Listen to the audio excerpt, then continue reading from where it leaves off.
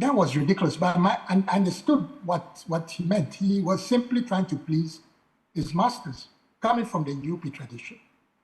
And he is someone who's now a young man, made the running mate. Possibly in the future, he could be leading the MPP.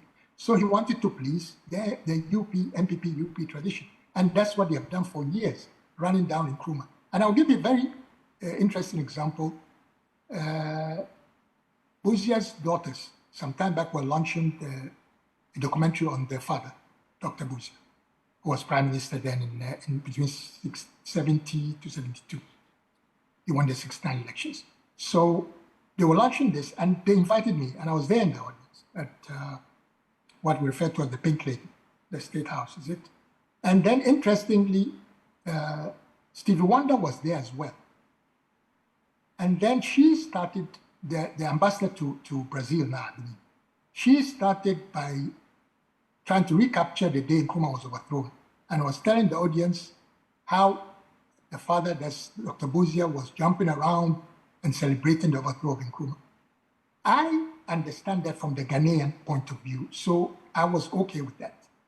But in my mind, I was thinking of how embarrassing that would be to Steve Wonder, because most of these African Americans see Nkrumah in a very high place.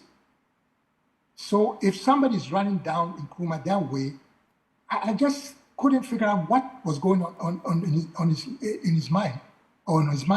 And the interesting thing is that I know he has a close relationship with the Buzia's family of the daughters. And I think recently even he became a Ghanaian citizen or so. But I was embarrassed for him, not for me, because from the Ghanaian point of view, I have lived through it and understood the division in our country between CPP and UP, that rivalry and so on. But for an outsider who they see Nkrumah in that light, as a bigger, larger than life and all that, I felt so embarrassed for him that he will hear this coming from a fellow. Did you feel embarrassed for Matthew Poku Prempeh when he heard that? No, I understood what he was doing. He was just trying to please his masters. They put him in this high position to represent them, so he was just playing by the gun. You remember, after the 66 coup, Nkrumah's name was dragged through the gutters, the 50th of gutters, for almost 5 years.